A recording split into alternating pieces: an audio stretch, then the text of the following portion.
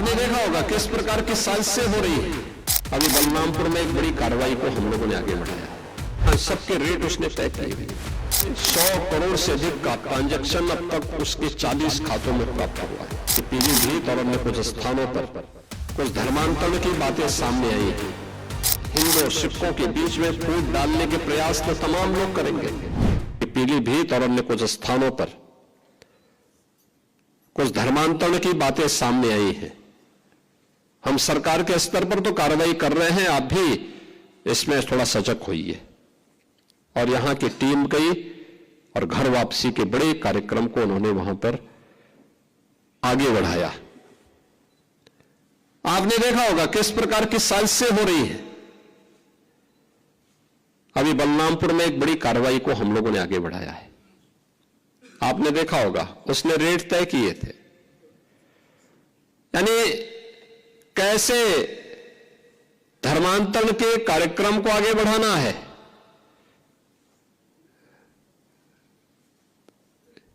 हिंदुओं में, ब्राह्मण में, क्षत्रिय में, सिखों में,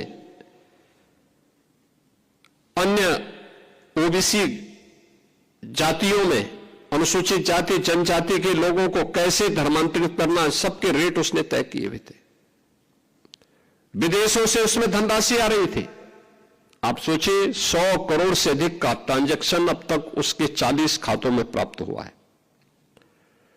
और लगातार उस अभियान को आगे बढ़ाने का कार्य कर रहा था।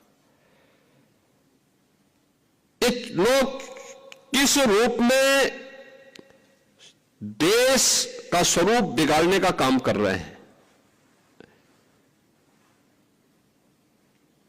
परिस्थितियां बदली हैं, उद्देश्य उनका वही है जो उस समय था। हां, काम का तरीका उन्होंने बदला है। और यह आयोजन हम सबको इस बात के लिए प्रेरणा दे रहा है कि जिस उद्देश्य से सिख गुरुओं ने अपना त्याग और बलिदान दिया था, सिख वीरों ने अपना बलिदान दिया था, अपनी शहादत दी थी, आज वर्तमान पीढ़ी को उस शहादत की परंपरा को फिर से वर्तमान परिप्रेक्ष्य में जीवंत बनाए रखने के लिए एक नई रणनीति के तहत कार्य करने की आवश्यकता है। याद करना, हिंदू और सिखों के बीच में फूट डालने के प्रयास तो तमाम लोग करेंगे, लेकिन जो हमारे स्वयं के बीच में हम सबको तोड़ने की, कमजोर करने की साजिशें हो रही हैं, इससे कौन बचाएगा। और हमें इसके प्रति सतर्क होना पड़ेगा।